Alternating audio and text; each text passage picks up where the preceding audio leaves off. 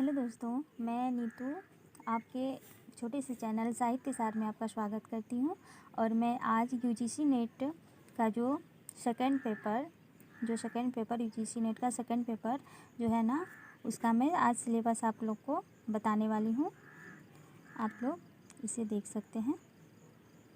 तो सबसे पहले मैं ये बताना चाहूँगी कि कोई भी एग्ज़ाम को पास करने के लिए उसके सिलेबस को अच्छे से देखना बहुत ही ज़रूरी है, क्योंकि जब तक आप उसके सिलेबस को अच्छे से नहीं देख रहे हैं ना, तब तक आप उसके पैटर्न को नहीं समझेंगे कि क्वेश्चन कहाँ से कैसे पूछी जा रही है। आप अगर सिलेबस से ही अवगत नहीं हो सकेंगे तो फिर आप ये भी नहीं समझ सकेंगे कि कौन सा पॉइंट इम्पोर्टेंट है और कौन सा नहीं है, किसे पढ़ना है और किसे छोड़ना है।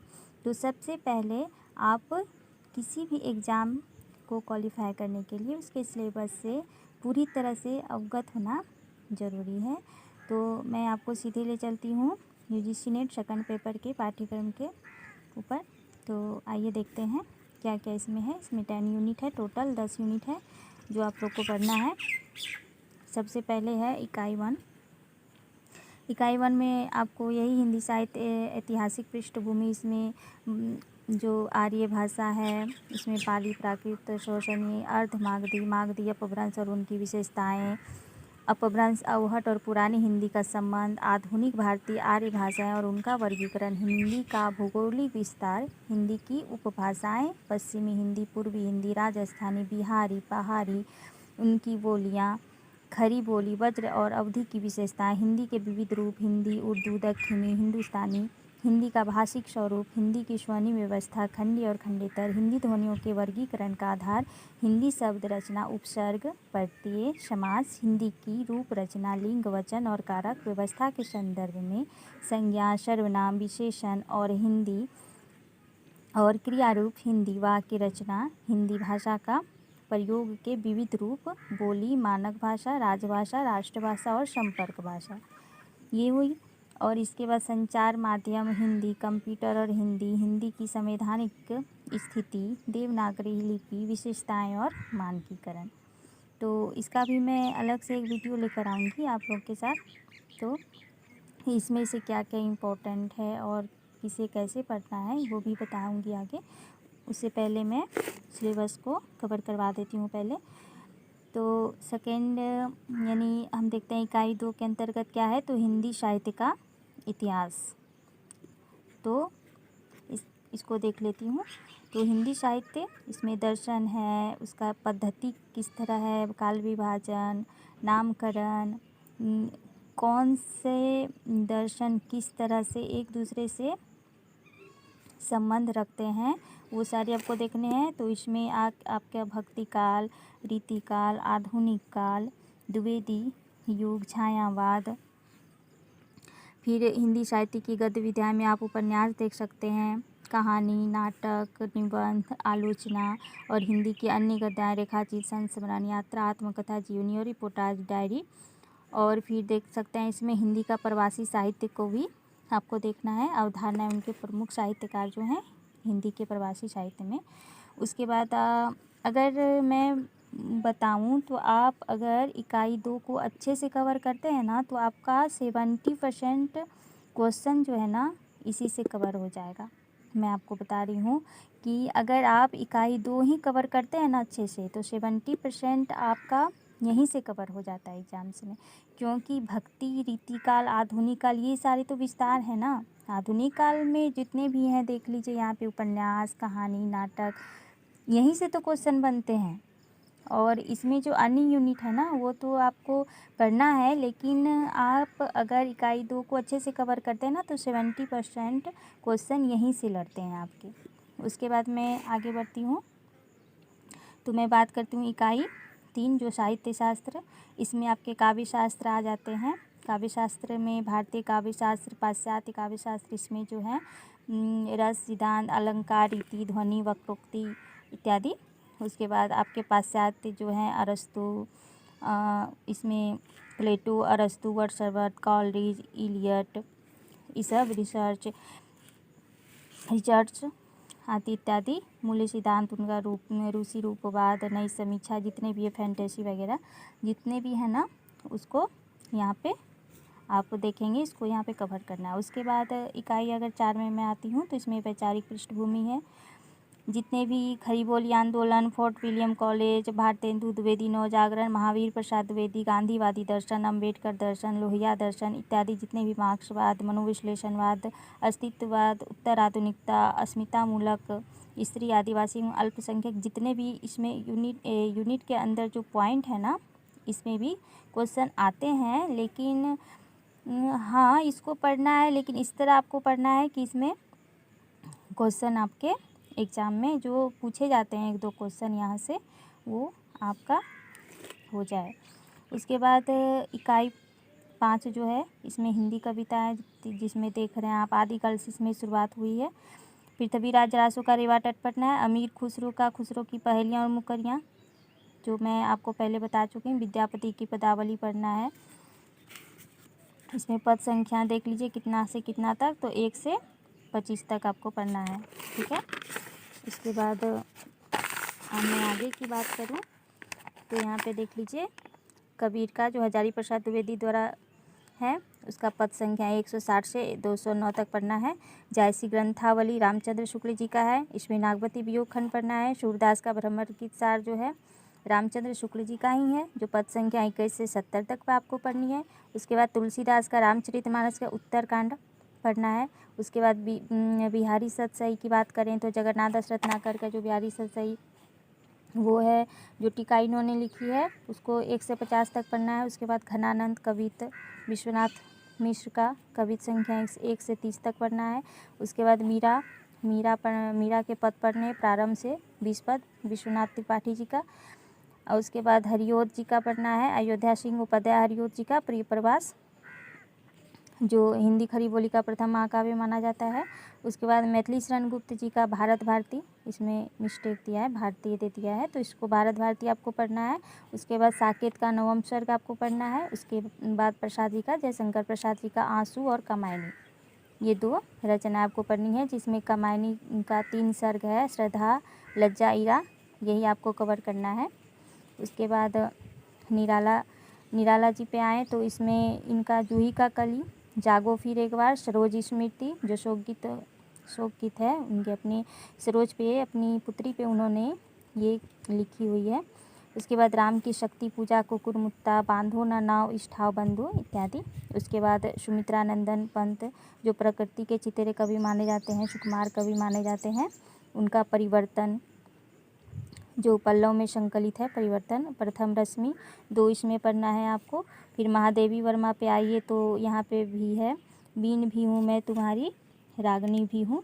उसके बाद देखिए, मैं नीर भरी दुख की बदली, ये काफ़ी इम्पोर्टेंट है। ये जितने भी हैं ना महादेवी वर्मा जी के, ये काफ़ी इम्पोर्टेंट हैं। इम्पोर्टेंट तो बाकी सब भी हैं, लेकिन इसमें लगातार क्वेश्चन बन रहे हैं। अभी 2019 से लगातार क्वेश्चन इसमें बन रहे हैं। ये किसमें संकलित है, या ये काम इसका जो भावार्थ दे देता है कभी कभी, तो इत्यादि क्वेश्चन बन रहे हैं। फिर विकल है प्राण मेरे, यह मंदिर का दीप से नीरव जलने दो, दूर ते झरो जगत के जीर्ण पर, तो ये तो अच्छा यहाँ पे होना चाहिए, यहाँ पे दे दिया है इसका, ये कुछ मिस्टेक है इसमें।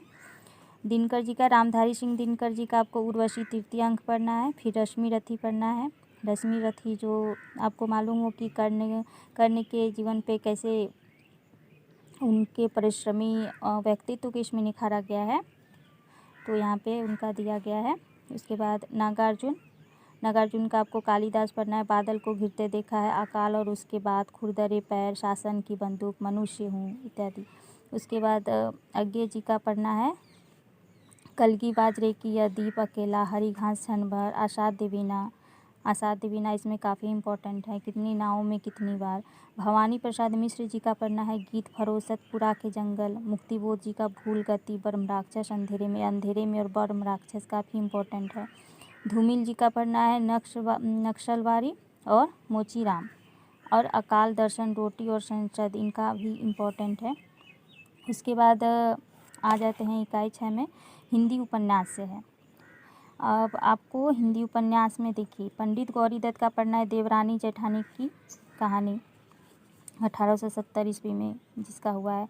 लाला श्रीनिवास दास परीक्षा गुरु, जिसे हिंदी का अंग्रेजी ढंग का पहला हिंदी में उपन्यास माना जाता है, शुक्ल जी ने माना है इसे। और इसका जो मैं अगर आपको सन बताऊं तो 1882 ईस्वी इसका सन है। गोदान जो प्रेमचंद्र जी का है, जो महाकाव्य माना जाता है, एक तरह से कृषक जीवन का महाकाव्य से कहा जाता है, 1936। अज्ञे शेखर एक जीवनी का प्रथम भाग जो 1941 है। उसके बाद हजारी प्रसाद द्विवेदी जी का बाण भट्ट की आत्मकथा 1946। फणीश्वर नाथ रेणु जी का मैला आंचल 1954।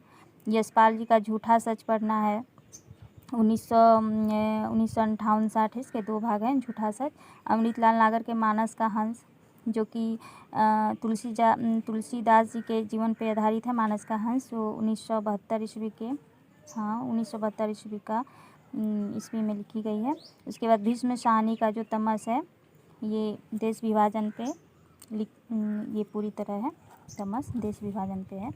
उसके बाद श्रीलाल शुक्ल जी का राग दरबारी 1968 में। कृष्णा शोक्ति जी का जिंदगी नामा 1900 कितना है इसका याद तो नहीं आ रहा, एग्जैक्ट मुझे याद नहीं आ रहा, 1979 है शायद। मनु भंडारी का आपका बंटी 1971 में। आपका बंटी जो है कैसे इसमें दिखाया गया कि कैसे तलाकशुदा परिवार में कैसे बीच में बच्चे को पिसते हुए दिखाया गया। उसका जो मानसिकता को उजागर किया गया इसमें कि किस तरह माँ बाप के बीच में बच्चे पिसते हैं, उसे दिखाया गया इसमें। जगदीश चंद्र माथुर जो एक दलित उपन्यासकार के रूप में हमारे सामने आते हैं, इनका धरती धन्ना अपना। उसके बाद अगर मैं बात करूं तो हिंदी कहानी इकाई 7, एक हिंदी कहानी, इसमें 17 कहानियाँ लगी हुई है, कुल 17 कहानियाँ लगी हुई है। इसमें आपको राजेंद्र बाला घोष जो हिंदी की प्रथम महिला कहानीकार मानी जाती हैं, इनकी दो कहानी इसमें संकलित है, लगी हुई है। चंद्रदेव से मेरी बातें और दुलाई बाई। माधव राव स्प्रे एक टोकरी भर मिट्टी 1901। सुभद्रा कुमारी चौहान राही 1900, शायद इसका एग्जैक्ट नहीं याद आ रहा है मुझे। और उसके बाद प्रेमचंद्र की 2 कहानियाँ लगी, ईदगाह। उसके बाद दुनिया का अनमोल रतन, ईदगाह 1933 है। दुनिया का अनमोल रतन 1907 ईस्वी में है। राजा राधिका रमन प्रसाद सिंह का एक इसमें लगी हुई है, कानों में कंगना 1913। इसमें चंद्रधर शर्मा गुलेरी उसने कहा था। उसके बाद जयशंकर प्रसाद आकाशदीप। उसके बाद जैनेन्द्र जी का देख लीजिए अपना अपना भाग इसका लगी हुई है। और फणीश्वर नाथ रेणु जी का 2 कहानी फिर है, तीसरी कसम और लाल पान की बेगम। अज्ञे जी का गैंग्रीन, जिसे रोज भी कहा जाता है, रोज कहानी, गैंग्रीन को ही रोज भी कहा जाता है। और उसके बाद शेखर जोशी का कोशी का घटवार। भीष्म शाहनी का अमृतसर आ गया चीफ की दावत, 2 कहानियाँ इनकी भी है। कृष्णा शोभती जी का सिक्का बदल गया 1948 इसका सन। हरिशंकर प्रसाद का इंस्पेक्टर मातादीन चांद पर, व्यंग तरह की ये कहानी है। उसके बाद ज्ञान रंजन का पिता कमलेश्वर का राजा निर्वंशिया। उसके बाद इसमें समानांतर कहानी जो 2 कथा साथ साथ चलती है। उसके बाद निर्मल वर्मा का परिंदे। इसके बाद ये परिंदे 1960। इकाई 8 हिंदी नाटक।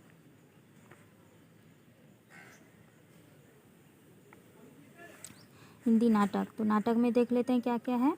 तो इसमें आपके भारतेंदु जी आ जाते हैं, अंधेर नगरी और भारत दुर्दशा और अंधेर नगरी। तो अंधेर नगरी जो एक प्रहसन है और भारत दुर्दशा जो एक गीति नाट्य के रूप में इसे देखा गया है। उसके बाद जयशंकर प्रसाद जी का चंद्रगुप्त, स्कंदगुप्त, ध्रुवसानी, तो चंद्रगुप्त, स्कंदगुप्त और ध्रुवस्वामी। उसके बाद धर्मवीर भारती अंधा युग है। लक्ष्मी नारायण लाल हैं, सिंदूर की होली। मोहन राकेश आधे अधूरे, अषाढ़ का एक दिन। हबीब तनवीर जी का है आगरा बाजार। सर्वेश्वर दयाल सक्सेना बकरी नाटक है इनकी। शंकर शेष का एक और द्रोणाचार्य। उपेंद्र नाथ अस्के का अंजो दीदी। मनु भंडारी का महाभोज। महाभोज, ये हिंदी नाटक आपका हो गया। उसके बाद इकाई 9 में तो हिंदी निबंध से है, तो इसमें देख लेते हैं। इनमें भारतेंदु जी हैं, तो भारतेंदु जी का है हिंदी दिल्ली दरबार दर्पण, भारतवर्ष उन्नति कैसे हो सकती है। उसके बाद प्रताप नारायण मिश्र जी का है शिव मूर्ति, बालकृष्ण भट्ट जी का है शिव शंभू के चिट्ठे, रामचंद्र शुक्ल जी का है कविता क्या है, जो चिंतामणि भाग 1 में संकलित है। हजारी प्रसाद द्विवेदी जी का नाखून क्यों बढ़ते हैं, विद्या निवास मिश्र जी का मेरे राम का मुकुट भीग रहा, अध्यापक पूर्ण सिंह का मजदूरी और प्रेम, कुबेर नाथ राय जी का उत्तरा फाल्गुनी के आसपास, विवेक की राय का उठ जाग मुसाफिर और नामवर सिंह का संस्कृति और सौंदर्य। उसके बाद इकाई 10 यानी 10, इकाई 10 में आते हैं आत्मकथा, जीवनी और अन्य गद्य विधाएँ। तो देख लेते हैं इसमें क्या क्या है।